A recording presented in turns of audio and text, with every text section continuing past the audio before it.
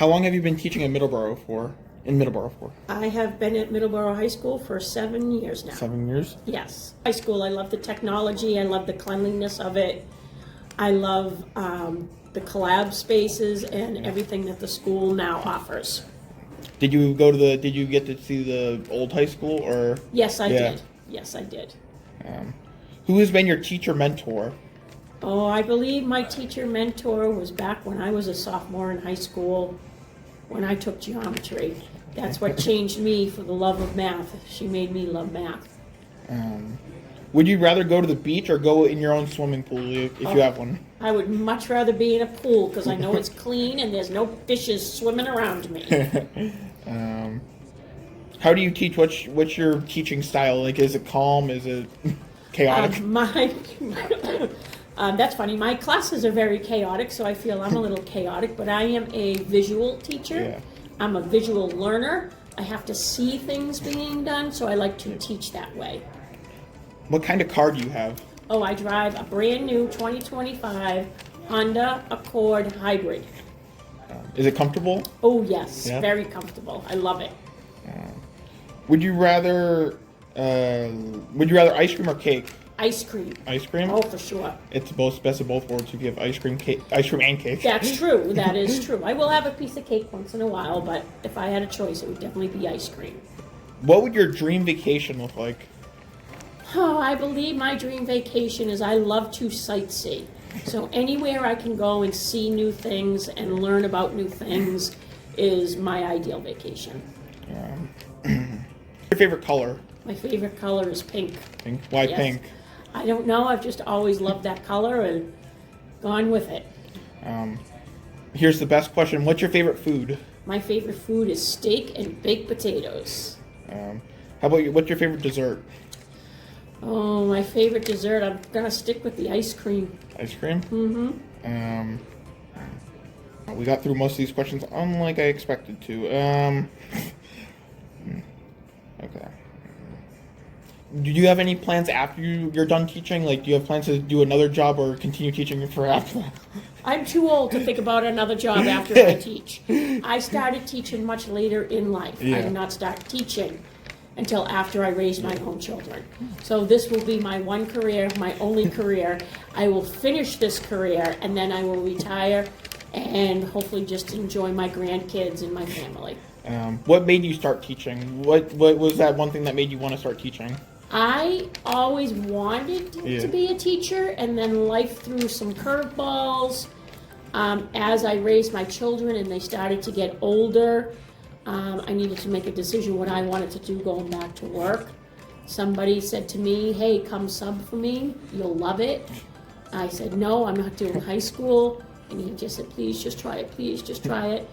I tried it, I fell in love with it, I went and got my license, and here we are today. Have you thought about teaching any other, like, lower grades, like elementary school or middle school? No. No? I do not want to wipe noses or tie shoes. I like working with the high school and watching them become young adults and go out into the real world. What's one of your favorite things about this school? One of my favorite things about this school is everything that it has to offer. Yeah. It offers different clubs, different sports, different subjects that I can teach and explore. So I like to have the variety of things. Cool. I love the administration here at the high school. They are very accommodating, they listen, they are very appreciative of everything that the teachers bring to the school and the students. What do you think of the new-ish phone policy that they have implemented here to the high school? About the cell phones? Yeah, cell phones. Well, it's not new to me. Since the day I started teaching here, I've always said no cell phones in class. I think they're a distraction, and I think students need to realize that they can be without their phones for a certain amount of time because they are going to be driving a car and have to realize they don't have to check it every 2 seconds. After you retire from teaching, what do you want students to think about you as, like, of you as? Like, do you want students to think of you as, like, this, like, the greatest teacher in the world, or just, like, you're just a human being, you're just trying to do your job, and that's it? I'm not trying to be the greatest. I'm trying to be effective and make the students realize what they can become and what they're capable of doing. That's what's more important to me. Yeah. Many students I do go on to be friends with after they graduate, which is nice. How many, if you can remember, because I know you have a lot of students, how many students do you teach right now? How many, in all your classes, how many students do you have combined? I would say about 90. 90? 90. Are you ever nervous when teaching up in front of all the kids that you've taught and stuff? Have you ever been nervous in front of all of them and like kind of just even as long as you have been teaching for? Are you ever nervous about teaching like a certain thing that you've never taught before or wanting to teach? Sometimes I get nervous when it's a concept Yeah. that I'm not 100% sure of. Yeah. That I want to make sure that I can display it to the students, that I am confident enough to be able to teaching it to them. But I feel honesty is the best policy, and the first thing I will tell them is say, hey, I have not looked at this since I was your age. We're going to give this a whirl. We'll get through it. Yeah. If we don't, we'll try it again. How do you grade? What do you grade students on? Do you grade on participation or just completion? I grade on classwork if they're participating and engaged in class. I grade homework. If they're trying to do their homework, I give them a grade. And we give assessments, which they get graded on as well. On average, how many assessments do you think you give a year? If you can, 10. 10? 10 for each class, yes. Dream job when you were a kid. I doubt teaching was the ultimate job you wanted, but Teaching was my job. I wanted to teach elementary though, but once I started raising children, I decided this was not the age level I wanted. I raised 4 daughters, so when they got to middle school, definitely knew I was not doing middle school because they were not fun. There was too much drama. Have you taught anything else besides the classes you said at the beginning here? Have you taught anything else and or subbed in any other classes, like in English class or whatever? I have subbed in other classes, yes. In English, history, art, theater. I have done a lot of different things, but it's not like I'm actually teaching them. I'm just there to supervise. Yeah. Have you ever thought of going outside of your comfort zone and actually doing like the full-on teaching of like any other subject? Like, is there a subject that you would like want to teach outside of anything else? No. Like you? Nope. No? I'm going to stick with math. I'm good at it. I know it. That's where I'm staying.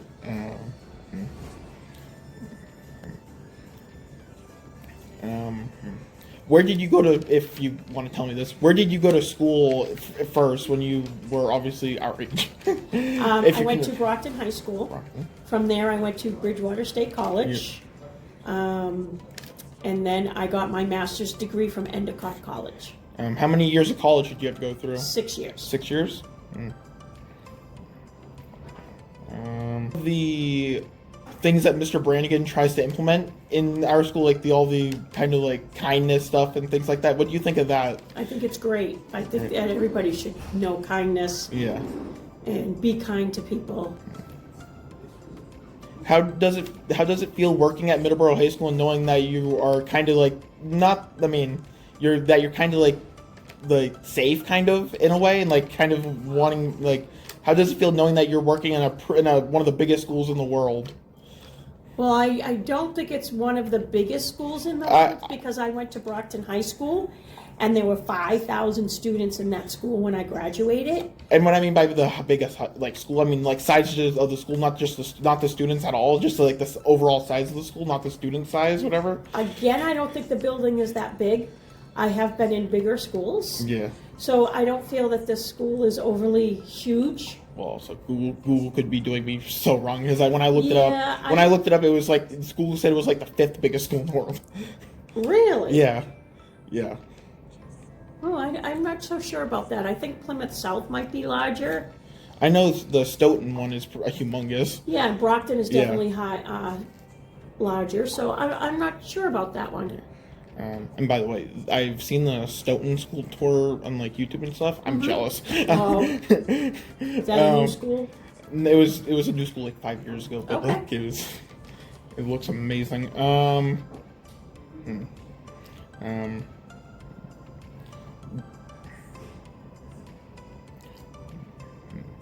How many?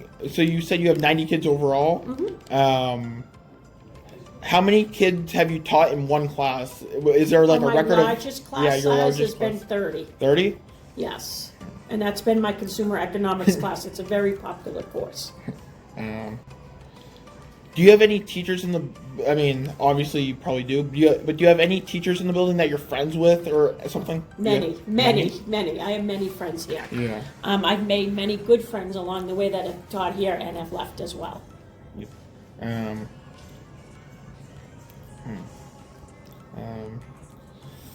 Have you ever, and this is kind of more of like a little bit of a higher edge question, but have you ever thought about, for whatever reason, leaving Middleborough High School and kind of going somewhere else, or is your future here at Middleborough High School, no matter unless something happens?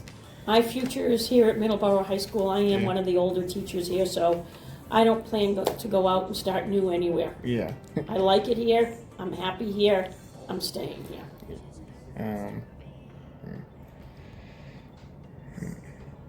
Okay. As you're a teacher, so I doubt you have the same lunch every day. What do you have for lunch on almost a daily basis, or like just almost every day? What do I eat? Yeah, what do you eat? Well, sometimes I'll bring a sandwich in, or I'll have a salad.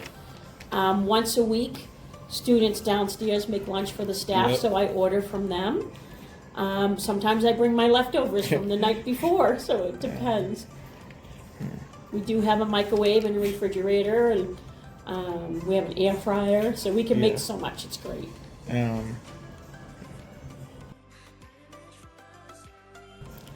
What would be your dream scenario here at the high school? Like, what is one feature or thing you would like added to this high school? I know that there's a lot here already, but is one feature that you would like added to the high school that you think needs to be implemented almost right away?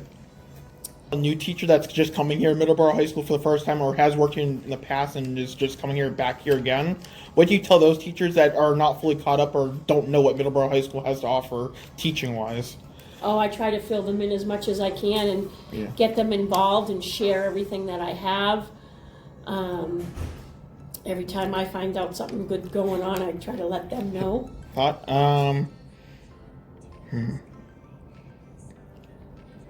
Who's been your mentor in general? Not your teaching mentor, but just your mentor in life or in general? Kind of your dream job. How do you get up every morning and sit and tell yourself that you actually want to do this still for as long as you've been teaching here for? How do you get up every morning and tell yourself you still want to do it? When you find something that you love and you're passionate about, it's not something you have to talk yourself into in the morning. It's just there and you just do it. Yeah. You know, it's not a challenge. Yeah. It's something that you want to do. You look forward to doing. And obviously there's bad days and good days. Correct. Yeah. And I bet on those bad days you're like, what am I doing? Some days, but you go home Yeah. and the next day's a new day. What does your normal, if you do have breakfast, what's your normal breakfast look like? I don't eat breakfast. You don't eat breakfast? I have my 3 cups of coffee and I'm a happy girl. Where do you get your coffee from? I make my own. It's your own? cheaper.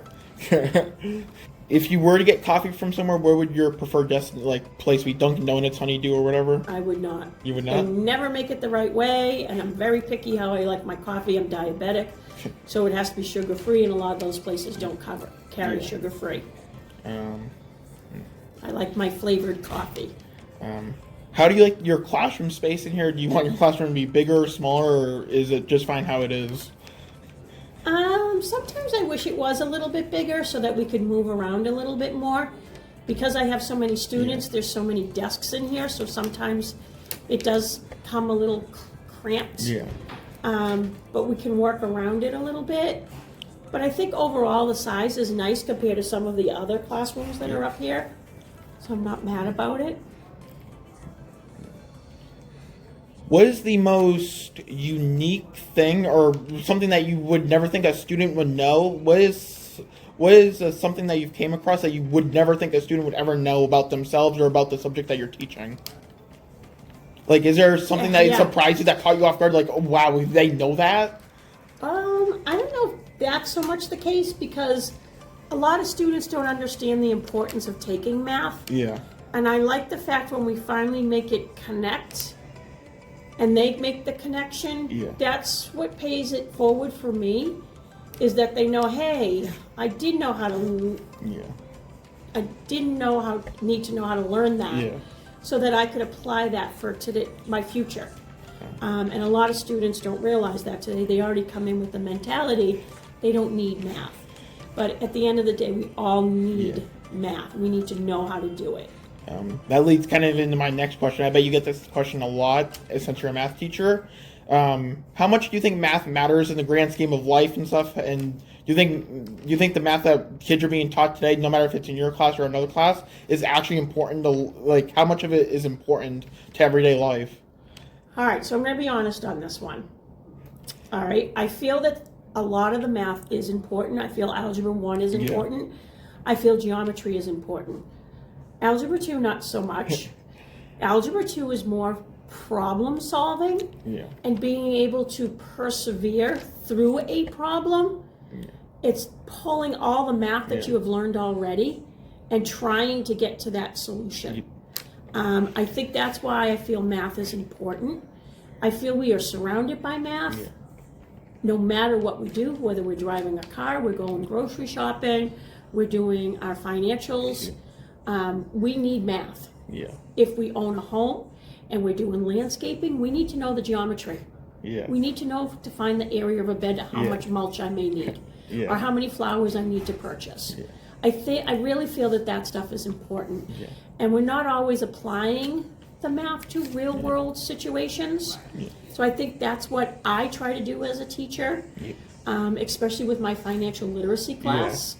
I think it's a good senior year math class to take because students learn all the math that they have learned, percentages and decimals and interest and all of that stuff, how to apply it in their real life moving forward.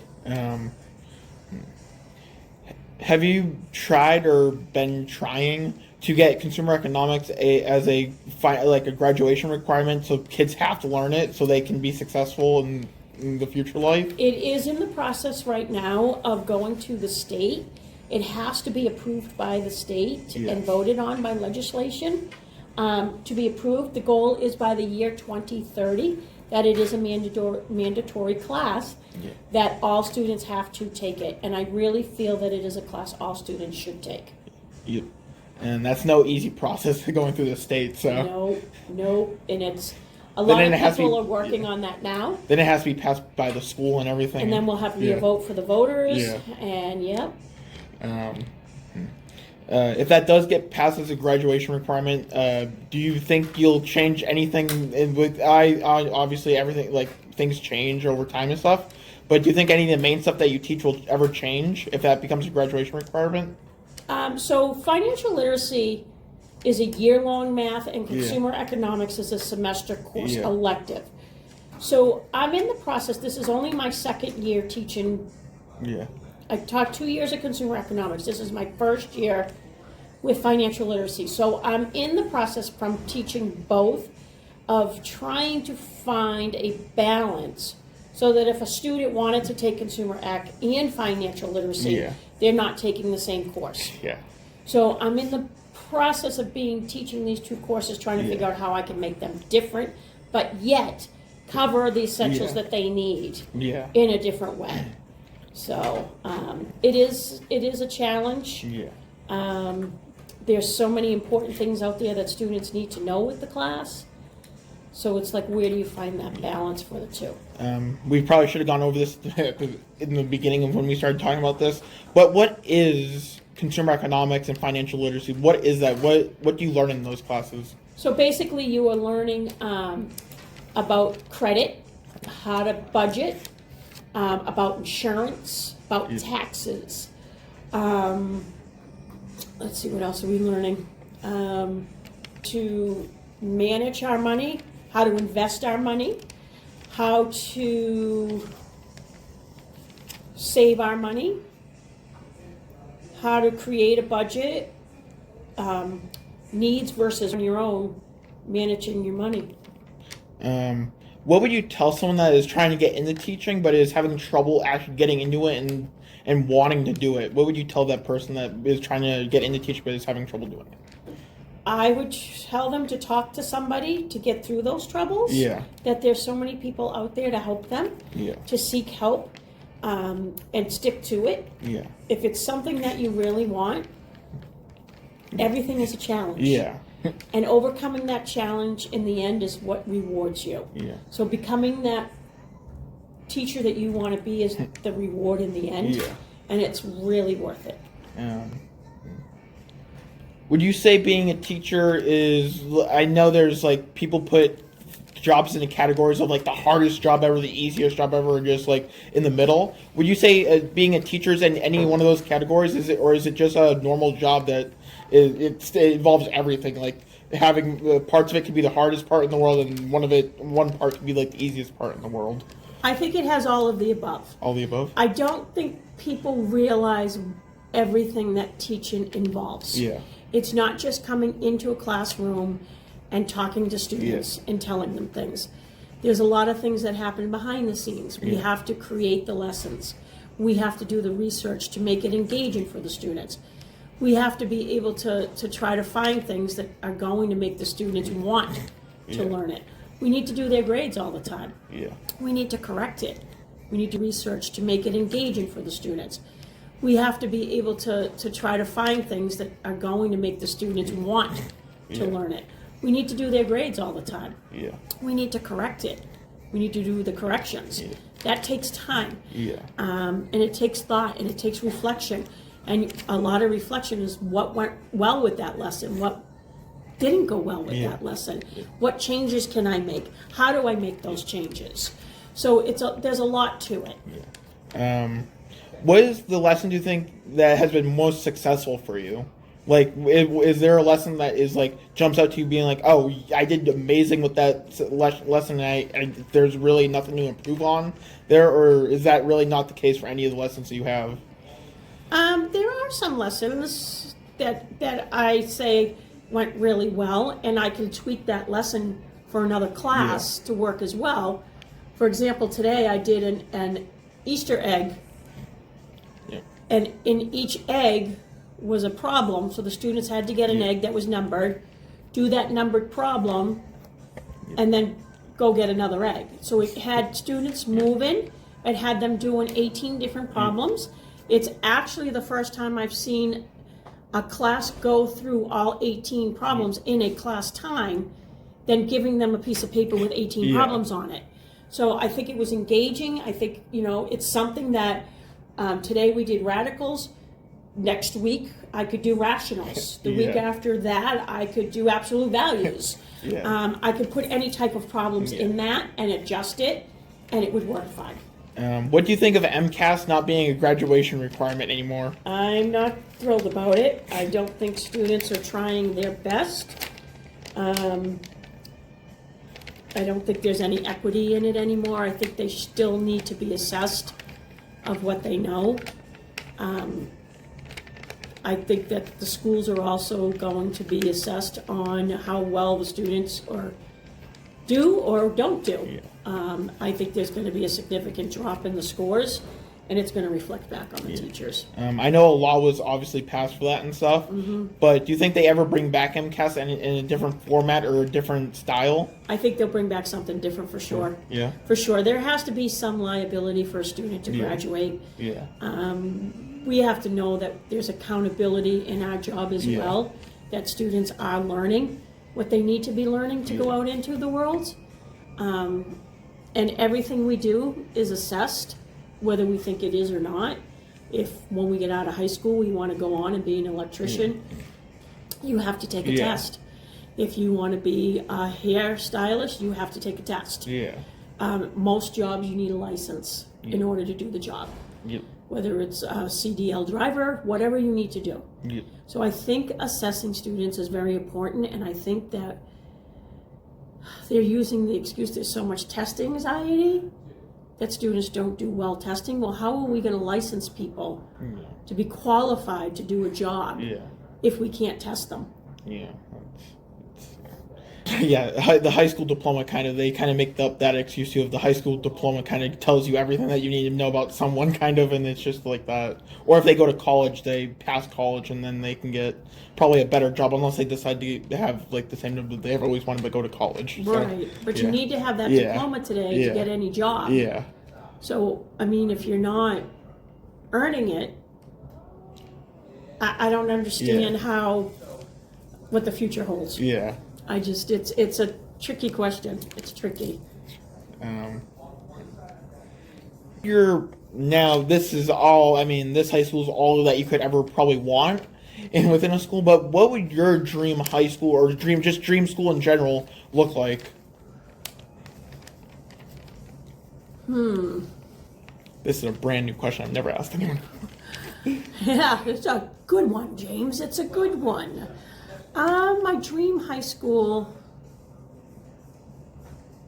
I'm not sure. You're not sure? I'm not sure because only being a teacher for 7 years and living through the pandemic and already living through different styles of teaching, method of being in a classroom, engaging and talking.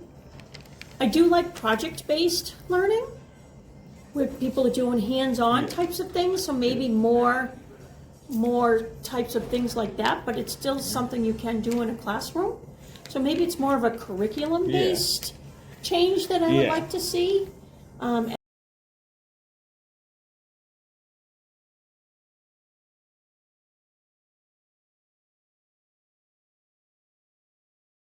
It is more project-based than it is assessment. How was teaching during the pandemic? Was that? I mean, it was obviously harder probably, but what was it like for you? Because I know it's different for every teacher. Well, it was my second year of teaching. Yeah. So it was definitely strange. It was very challenging for engagement. Students shut off the world too. So it was very difficult to get students back online, at least to be able to try to learn.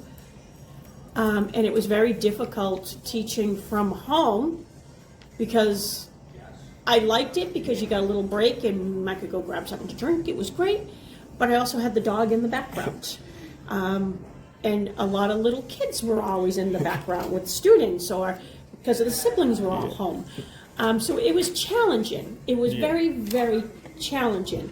And it was challenging as an older person, to find and use the technology right away to be able to teach from home through a computer to a student to get them to do what they needed to do. When we came back from the pandemic, since that was literally your second year teaching, when we came back, how did it feel to be here? It probably felt like your second year actually in the school. So how did it feel to be back in school after the pandemic? It was a relief, but it was still strange because we were still social distancing, and we were all wearing masks, so I had no idea what students looked like. Or was saying. Or what they were saying, correct, because you couldn't understand them. So it was very strange to build relationships with the students that I can today. Yeah. Because you could get the eye contacts, but you couldn't get the facial expressions or the body language because you couldn't get close. So it was difficult. It was very difficult until finally, I think we're back to normal. Yep, hopefully. And I know, right? I was in middle school at that time, and obviously during that, the middle school implemented a mandatory mask break thing for 10 minutes. Yes. Was that a thing here at the high school? Yes, it was. Yeah. Yes, it was. So we would go outside. Yeah. And we would stand out on the grounds for 10, 15 minutes and then come back into the building. I didn't know if that was implemented district-wide or just school by school. Yeah. What do you think of I know you've only worked here at the high school, but since you have children, you've probably seen what they are working on or they were working on in elementaries and middle school. What do you think of the Middleborough-wide school district, at least? What do you think of the district itself? I think it's a great district. Yeah. I love how the schools are structured. I love everything that the district has to offer. They offer a lot of different programs for students, summer, winter, after school, swimming. It's amazing what this district offers. Was there any, I know you said you started teaching because it was kind of your dream thing, but what made you, like, I know I asked this question, what made you start teaching at MHS, but I know I asked that before, but was there anything that they pointed you towards that like, you said, like, oh, that's definitely going to help me, and I'm definitely going to take this job because of that one specific thing? Because, like, three things. Long-term subbing at Wareham High School, and I got my license. So there was a job posting for here, and there was like 8 schools I applied to. My very first interview was here at Middleborough, and I was very, very nervous. It was my first interview in years. They made me feel very comfortable. They didn't make me feel like they took those nerves away from me when they interviewed me. And I just felt like I was like, oh, well, this isn't so bad. And then as I went on to my other interviews, I just could not compare to here. The interview experience I had here. So when I got offered the job here, I also got offered a job in Plymouth. So they were both calling me, you need to come here. What Middleborough had to offer me was more of the high school setting and the students that I wanted to work with. All right, so there's certain students. You have your AP students, your honor students. There were certain students that I wanted to work with, and the program here, what they were looking to hire for, was the program I wanted. So that's why I came to Middleborough. Okay. I know you said that you only want to teach at the high school, but have you ever thought about going one step further and going to school to do any college level courses at any point? I have thought about it, but at this stage in my life, I don't think I need to. I don't need the extra money. I don't need it for my resume. So I don't think I need to do it. With my master's, I could go teach over at Massasoit. But I don't think it's something I want to do. There's a difference. When you did the interviews for the 8 schools, did you do any college interviews, like for any colleges? No, it was all high schools. All high schools? Yes, because my license is for 8th grade through 12th grade. Okay. So. It was a long time ago, 7 years ago. But if you can remember, do you remember what was one thing that, like, about any other school, like obviously Middleborough, you said had that one specific thing making you comfortable and stuff? What was one other thing that Middleborough kind of offered besides the comfortableness of, like, doing an interview and stuff? What did you see that you really said, oh, that is a great work environment and stuff? Because obviously you don't get to see the full school right when you come in for an interview. So the way that they described to me that the way the courses worked here, and the way that they grouped students together, that was one of the reasons why I liked it too. And they were very, very, very good at explaining everything to me. And they listened to me with everything that I had to present to them. So it was just, again, very first interview, very, very nervous, just really made me feel really comfortable. So I think interviewed for the job here. Did they give? Obviously, you can't tell me this, but did they give you any the future outlook of the school or like future plans that they have? Well, at the time I interviewed in the old school, and they were so excited to show me the new school coming along. So they were very, very eager to. They walked me down in the old school. They had displays of easels of the progress of the new school that was coming, and as I was leaving the interview, they purposely walked me down that corridor so that I could see that the new school was coming, that I would become part of that. And they wanted me to be part of that, which was, again, just made you feel like they wanted you here. They were instead trying. Of just doing an interview and saying, okay, on to the next guy, on to the next guy. They just said, I just felt like it was just an immediate click right away. And I doubt, I mean, I can't really talk for any other school system, obviously, but I doubt any the other schools that you interviewed didn't really have that, to any like the main degree that they had it that we had it here. Well, So, I did interview at some brand Yeah. new schools that had just recently opened. One of them was a school that actually my kids were going to, so they didn't want me to go there, and they weren't happy I interviewed there. did that play a factor in you not wanting to do that? As you know, your It kids did wouldn't play a like that? factor in not Yeah. going to Plymouth because my kids Yeah. grew up in Plymouth, and they didn't want me to be teaching their friends and things like that. So it did play a little bit of a factor, but again, it's just I didn't feel as comfortable or I would be as involved as I am today with everything I do here at the high school. Because I'm not just a teacher here, I'm the student Yeah. council advisor, the class of 2027 advisor. So I do a lot of different things here with students as well. As most people know, unless you're brand new here, then that the class of 2025 will be the first class to graduate from here. How does it feel, kind of knowing that you taught those, kind of like if you had any of the class of 2025 students in here?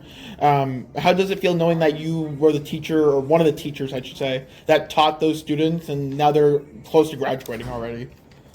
Well, I believe some of those students were also the end of the pandemic coming in, the freshmen. Yeah. As freshmen, so now it's funny having them as seniors. Yeah. And it's just, what I like about high school is you can see the maturity from when Yeah. they first came in to today. Yeah. And that they are ready to go out in the world and be our future.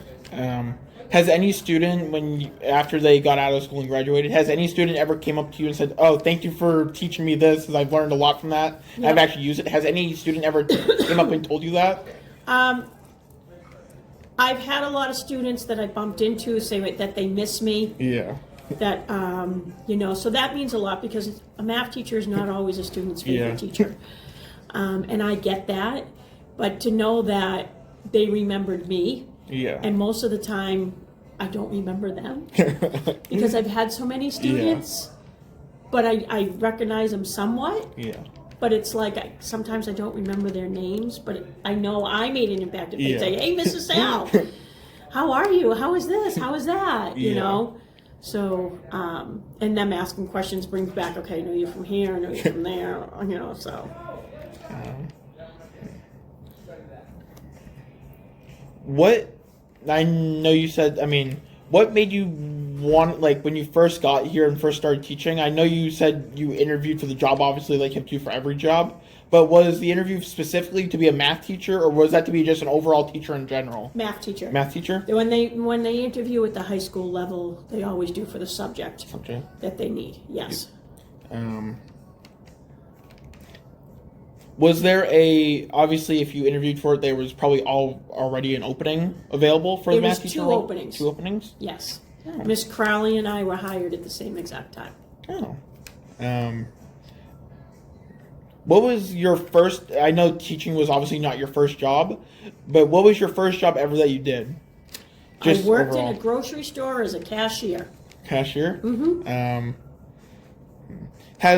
I know that was a long time ago, but has any of those skills that you felt that from like being a cashier and stuff, has any of those skills came to you now being a teacher, and have any of those skills carried over to being a teacher?